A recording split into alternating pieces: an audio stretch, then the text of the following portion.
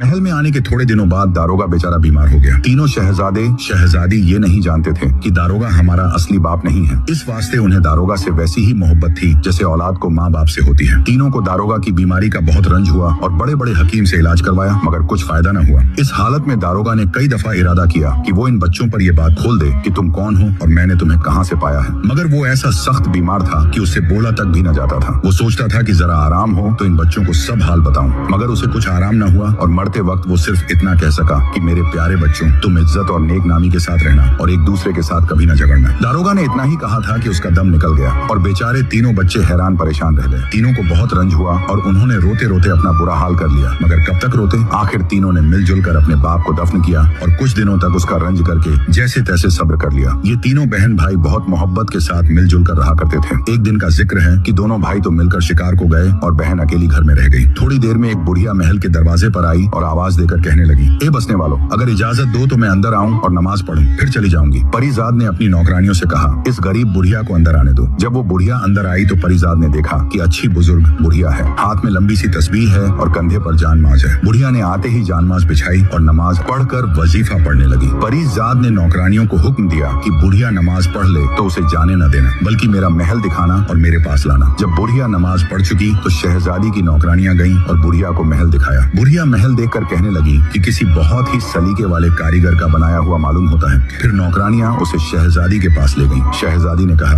बूढ़ी अम्मा, तुम कहाँ से आई हो? आओ थोड़ी देर मेरे पास बैठकर बातें करो। बुढ़िया शहजादी के साथ बैठ गई। इतने में नौकरानियां दस्तरखान लाईं और करीने से बिछाकर उस पर सोने चांदी के बर्तनों में कुलछे, रोटियां और मेवे लाकर रखे और तश्तरियों में कई किस्म की मिठाइयां लाकर करीने से चुनी। फिर शहजादी ने बुढ़िया से कहा, बूढ़ी अम्मा, तुम थकी हुई हो और भूखी मालूम होती हो, कुछ नाश्ता करो। बुढ़िया ने कहा, बेटी, खुदा तुम्हारा बहुत बड़ा इकबाल करे, मैंने तो अच्छे खाने खाना छोड़ दिए हैं। खैर, तुम्हारी खुशी से कुछ खाती हूँ। आखिर बुढ़िया ने थोड़ा सा नाश्ता किया और शहजादी से बातें करने लगी। बातों बातों में शहजादी ने पूछा, बूढ़ी अम्मा, मेरा महल कैसा है? बुढ़िया ने कहा, बेटी, खुदा तुम्हें इसमें रहना बसना नसीब करे। महल बहुत खूबसूरत बना हुआ है और सब सामान भी बहुत खरीने से रखा है। शहजादी ने पूछा, कोई और चीज भी इस महल में होनी चाहिए या नहीं? बुढ़िया ने कहा, ये तुम मुझसे न पूछो। शहजादी बुढ़िया के पीछे पड़ गई कि नहीं, मैं तो जरूर पूछूंगी। लाचार बुढ़िया ने कहा, अगर इसमें 3 चीजें और हों तो तुम्हारा मकान बस बहिश्त बन जाए और फिर इसमें किसी चीज की कमी न रहे।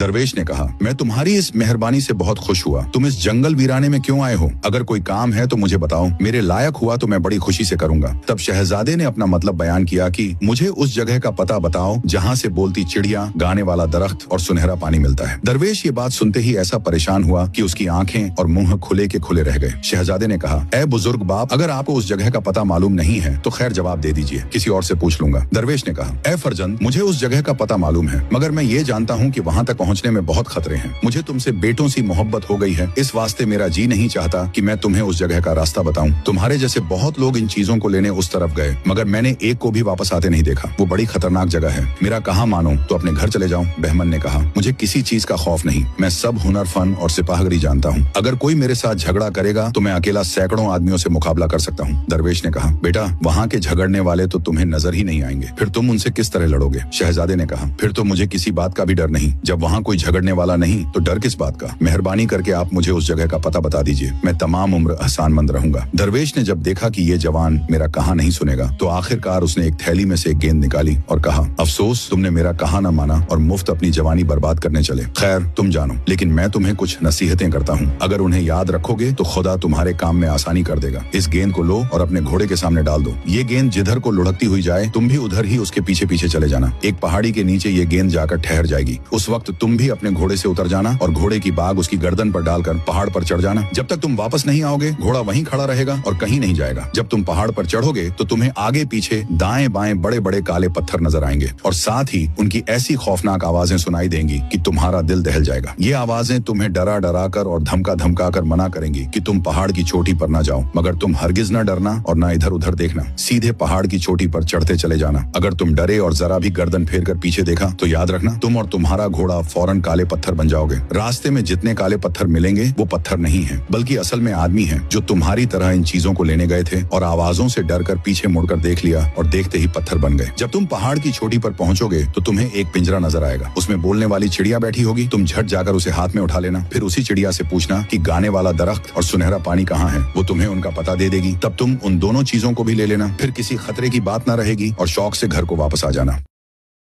शहजादे ने कहा, ए बुजुर्ग बाप, मैं आपकी मेहरबानी का बहुत बहुत शुक्रिया अदा करता हूँ कि आपने मुझ गरीब मुसाफिर पर रहम करके इन चीजों के मिलने का पता और जगह बताई और सच्ची नसीहतें की। ये कहकर शहजादा घोड़े पर सवार हुआ और गेंद अपने आगे डालकर चल दिया। जिधर जिधर गेंद जाती थी उधर उधर ही शहजादा अपना घोड़ा ले जाता। आखिर गेंद एक पहाड़ के नीचे जाकर ठहर गई। शहजादे ने भी घोड़े को रोका और उस पर से उतरकर बाघ घोड़े की गर्दन पर डाल दी और खुद पहाड़ पर चढ़ने लगा। रास्ते में बेशुमार काले पत्थरों के ढेर लगे हुए हैं। ये देखकर उसने ख्याल किया कि ये सब लोग मेरी तरह आदमी ही होंगे जो अब पत्थर बन पड़े हैं। अभी उसने 4-5 कदम ही बढ़ाए थे कि चारों तरफ से आवाजें आने लगी। कौन है? कहाँ जाता है? पकड़ो, मारो, देखो जाने न पाए, ये चोर है। शहजादा ये सब बातें सुनता रहा मगर उसने कुछ परवाह न की और सीधा चढ़ता चला गया। मगर थोड़ी देर में उसे बेशुमार शोर और घुल की आवाजें आने लगी और वो भी ऐसे करीब से जैसे कोई उसके पीछे खड़ा हो। इस शोर और घुल को सुनकर शहजादा घबरा गया और दरवेश की नसीहत भी भूल गया। आखिर उसने मुंह फेर कर अपने पीछे की तरफ देखा। देखने की देर थी कि शहजादा काला पत्थर बन गया और उसका घोड़ा जो पहाड़ के नीचे खड़ा था वो भी काला पत्थर बन गया। अब जरा शहजादी का हाल सुनो। जब से उसका भाई तीनों चीजों को लेने गया था वो रोज उस रुमाल को निकाल कर देखा करती थी जो शहजादा चलते वक्त दे गया था। रुमाल अच्छी साफ नजर आती तो उसे तसल्ली हो जाती कि मेरा भाई खैरियत से है।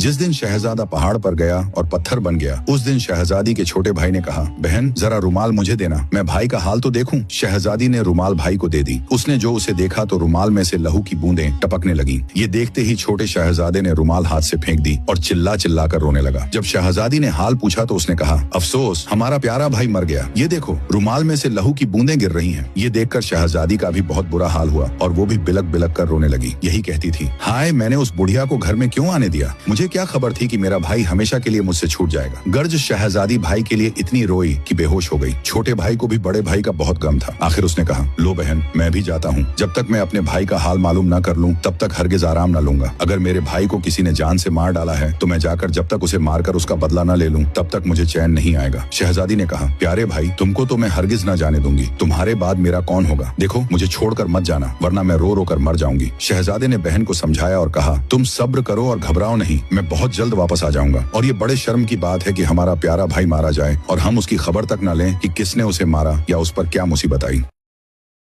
शहजादे ने बहन को एक माला दी और कहा, इस माला से मेरा हाल तुमको खूब मालूम होगा। जब तक इसके दाने जुड़े रहें तुम जानना मैं खुश और सलामत हूँ। जब ये माला टूट जाए तुम जानना कि भाई की खैर नहीं। मेरी जिंदगी की यही निशानी है। शहजादी ने भाई से माला लेकर गले में डाल ली और बहुत गमगीन होकर भाई को रुखसत किया। जब शहजादा अपनी बहन से रुखसत हुआ तो सीधा उसी रास्ते पर गया जो बुढ़िया ने बताया था। रास्ते में वो अपने भाई का पता निशान पूछता जाता मगर उसको कुछ पता मालूम न हुआ। आखिर 20 दिन के बाद वो उस जंगल में पहुंचा जहाँ बूढ़ा फकीर बैठा था। शहजादे ने बूढ़े फकीर को सलाम किया और पूछा, अगर आपको उस जगह का कुछ पता निशान मालूम हो तो मुझे बताइए जहाँ बोलती चिड़िया, गाने वाला दरख्त और सुनहरा पानी है। दरवेश ने ये बात सुनकर शहजादे को गौर से देखा और कहा, अफसोस है बच्चे, तुझे भी मौत खींच लाई। तू कितना खूबसूरत जवान है। अभी थोड़े ही दिन हुए बिल्कुल तेरी ही सूरत का एक जवान मेरे पास आया था। उसने भी उस जगह का पता पूछा और चला गया। मैंने बहुत समझाया मगर उस अजीज ने मेरा कहा न माना। आखिर वो गया और वापस न आया, वहीं हलाक हुआ। ये सुनकर शहजादा बेचैन हो गया और कहा, ए बुजुर्ग बाप, वो शहजादा मेरा सगा भाई था। मैं उसी की तलाश में निकला हूँ। मुझे उसका कुछ और हाल बताइए। किस जालिम ने मेरे भाई को मारा है ताकि मैं उसका पता लगाकर उसे जान से मारकर भाई का बदला लूं और अपना दिल ठंडा करूं। दरवेश ने कहा, ए बेटे, तेरे भाई को किसी आदमी ने नहीं मारा। वो एक काला पत्थर बन गया है। जो आदमी उस तरफ जाता है वो पत्थर ही हो जाता है। तुम भी जाओगे तो पत्थर हो जाओगे। शहजादे ने कहा, आपको तकलीफ तो होगी मगर मुझे अच्छी तरह समझा दीजिए कि आदमी खुद ब खुद पत्थर क्यों कर हो जाता है। तब फकीर ने उस पहाड़ पर जाने का सारा हाल बयान किया और शहजादे को समझाया कि तुम उस तरफ हरगिज न जाओ, नहीं तो तुम भी पत्थर बन जाओगे। शहजादा ये सब हाल सुनकर बहुत हैरान हुआ और सोचने लगा कि जब मेरे भाई को किसी ने मारा ही नहीं तो अब मैं किससे बदला लेने जाऊं। फिर सोचने लगा कि अगर मैं खाली हाथ घर गया तो बहन का दिल उदास होगा। बेहतर है कि मैं उस पहाड़ पर जाऊं और वो तीनों चीजें लेकर बहन के पास जाऊं ताकि वो खुश हो। ये सोचकर उसने दरवेश से कहा, जनाब मेहरबानी करके उस जगह का पता बता दीजिए, मैं तो जरूर उधर जाऊंगा। दरवेश ने जब देखा कि ये लड़का भी नहीं मानेगा तो आखिरकार उसने उसे गेंद निकाल कर दे दी और जिस तरह पहले शहजादे को सब बातें समझाई थी उसी तरह इसे भी सब कुछ समझा बुझा कर रवाना किया। शहजादा गेंद अपने घोड़े के आगे डालकर पहाड़ की तरफ चला। जब पहाड़ के नीचे पहुंचा तो उसी तरह घोड़े पर बाग डाली और ऊपर चढ़ने लगा। चढ़ते ही उसे शोर गुल सुनाई देने लगा मगर शहजादे ने दरवेश की बातों को खूब याद कर लिया था। इस वजह से उसने कुछ परवाह न की और जल्दी जल्दी पहाड़ पर चढ़ता चला गया। चिड़िया के पास पहुंचने में थोड़ी ही देर रह गई थी कि शहजादे ने सुना कि कोई उसे बहुत बुरी बुरी गालियां दे रहा है। अब गुस्से के मारे शहजादे से रहा न गया और उसने तलवार म्यान से निकालकर पीछे मुड़कर देखा कि जो कोई गालियां दे रहा है उसे तलवार से मारूं। पीछे मुड़कर देखना था कि शहजादा पत्थर बन गया और वहीं का वहीं रह गया।